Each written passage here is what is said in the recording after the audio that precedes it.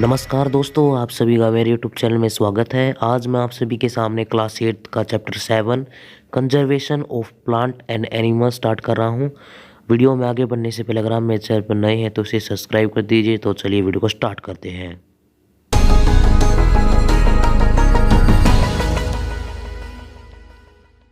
तो दोस्तों, सबसे पहले मैं आपको बताता हूँ कि डिफोरेस्टेशन क्या होता है। डिफोरेस्टेशन वो प्रोसेस है जब हम फॉरेस्ट को क्लीन करते हैं अपनी ज़रूरतों को पूरा करने के लिए, जैसे कि फायरलैंड के लिए, रोड बनाने के लिए और चीज़ जैसे कोई भी बिल्डिंग करने के लिए। इन चीज़ों को हम उपयोग करते हैं अपनी ज़रूरतों को पूरा करने के लिए, तो उसे डिफोरेस्टेशन कहते हैं।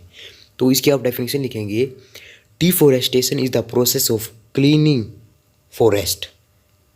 डिफोरेस्टेशन वे प्रोसेस जिसमें हम क्लीन फॉरेस्ट को क्लीन करते हैं फॉर किसके लिए, फायरलैंड के लिए, रोड के लिए और बिल्डिंग के लिए।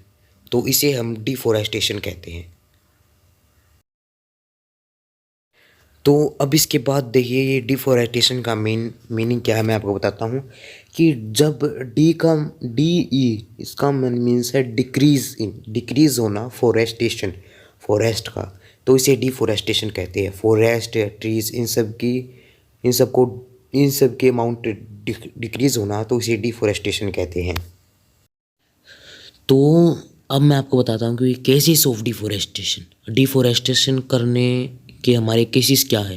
डिफोरेस्टेशन करने से, अगर हम डिफोरेस्टेशन करेंगे तो उससे हमें ज़्यादा ज़मीन मिलेगी। तो उससे हम क्या करेंगे, ज़्यादा ज़मीन होगी तो फिर हम एग्रीकल्चर ज़्यादा होगा, क्योंकि जितनी ज़्यादा पॉपुलेशन है उतना ही ज़्यादा हमें एग्रीकल्चर चाहिए और उतनी ज़्यादा हमें हाउसेस चाहिए रहने के लिए। तो हम डिफोरेस्टेशन एग्रीकल्चर के लिए, हाउसेस के लिए, और ये एग्जांपल है। तो देखिए, इसमें दे रखा कि फर्नीचर एंड पेपर, ये बनाने के लिए भी हमें, जैसे कि पेपर है, पेपर को बनाने के लिए हमें ट्रीज़ को कट करना पड़ेगा, तो ये भी डिफोरेस्टेशन में आता है। फ्यूल, ईंधन के लिए भी हमें डिफोरेस्टेशन करना पड़ेगा। तो दोस्तों, अब मैं आपको बताता हूँ कि इफ़ेक्ट ऑफ डिफोरेस्टेशन क्या होता है। तो डिफोरेस्टेशन के बहुत सारे इफेक्ट है। तो सबसे पहले मैं आपको बताऊँ सोइल इरोजन क्या होता है। मान लीजिए कि कहीं भी एक एक पेड़ उगा हुआ है, उस पेड़ के जो आसपास जितनी भी ज़मीन है, वे पेड़ जहाँ भी जिस ज़मीन में लगा है, उस ज़मीन पे अगर पानी का बहाव आएगा तो वह ज़मीन जो है, वे जो ज़मीन पर जो मिट्टी है वह वाश नहीं होएगी, क्योंकि वहाँ पर जो मिट्टी के जो पौधे की जो जड़ है वह उस मिट्टी को जकड़े हुए हैं, उसको रोके हुए हैं। और अगर आप देखोगे कि जहाँ पर अगर हम डिफोरेस्टेशन करेंगे, फॉरेस्ट को कट करेंगे, तो फिर जो सोइल इरोजन है वह प्रोसेस फास्ट हो जाएगी, क्योंकि पेड़ कम हो गए तो फिर जहाँ पर भी पेड़ नहीं है वहाँ से जो सोइल इरोजन है वह प्रोसेस होएगी और मिट्टी वहाँ से पानी के साथ बहती जाएगी। तो मैं इसको पढ़ के दिखा देता हूँ। Soil erosion, the soil get washed away with rain water on sloppy area in the absence of tree leading to soil erosion. Hindi translation, मृदा संरक्षण मिट्टी के कटाव के की ओर ले जाने वाले पौधे की अनुपस्थिति में मिट्टी को बारिश के पौधे से धोया जा सकता है। तो अब उसके बाद नेक्स्ट है डिफोरेस्टेशन का इफेक्ट केस कि डिक्रीज इन रेनफॉल, कि अगर हम डिफोरेस्टेशन करेंगे तो उससे रेनफॉल भी डिक्रीज होगा। कैसे? अगर हम फॉरेस्ट को डिस्ट्रॉय करेंगे तो उससे फिर है ना, उससे जो रेनफॉल है वह भी डिक्रीज होगा। क्यों? क्योंकि जो फॉरेस्ट होते हैं, फॉरेस्ट के अंदर जो प्लांट होते हैं वे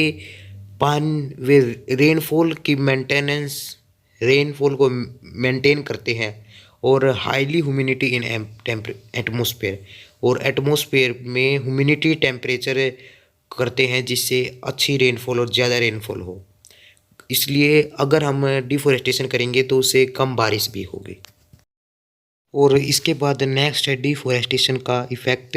अगर देखो, अगर कम रेनफॉल होगी तो उससे जो फर्टिलिटी है लैंड की वे भी लेस हो जाएगी। तो इसका next question, loss of fertile land, कि अगर कम बारिश होगी तो फर्टिलिटी भी डिक्रीज होगी, तो इस पर ये भी इफेक्ट पड़ता है।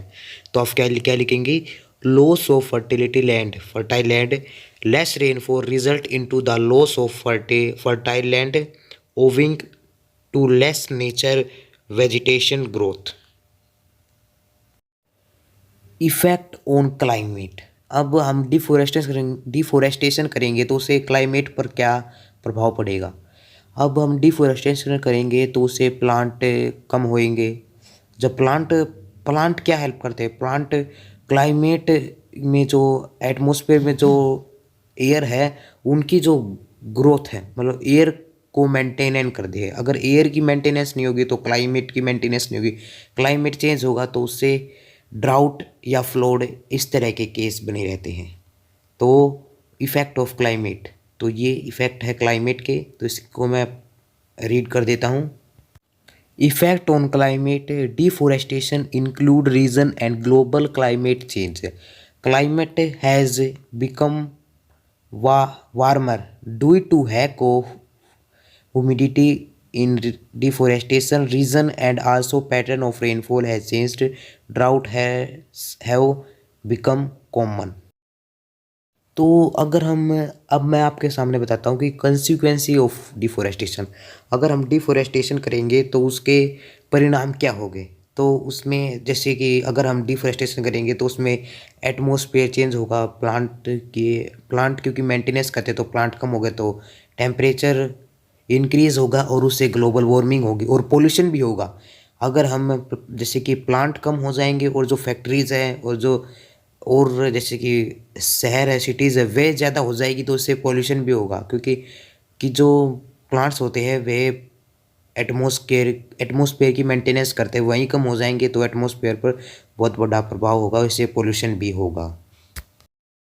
और जैसे कि अगर आप डिफोरेस्टेशन करेंगे तो उससे ड्राउट होगा और डेजर्टिफिकेशन, ये भी केस हो सकते हैं।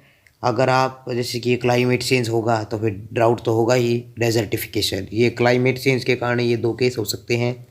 और इसके अलावा और भी केस है जैसे कि फ्लोडिंग ऑफ रिवर, क्योंकि जैसे कि इसमें फ्लोडिंग ऑफ रिवर कैसे होता है, जैसे कि अगर आप बाढ़ आ जाती है तो उसे प्लांट की जो रूट्स है वैसे एब्जॉर्ब करके उसके बहाव को कम कर देती। तो दोस्तों आज की वीडियो समाप्त होती है। अगर आप मेरे चैनल पर नए हैं तो इसे सब्सक्राइब कर दीजिए, बेल आइकन को प्रेस करना ना भूलिएगा।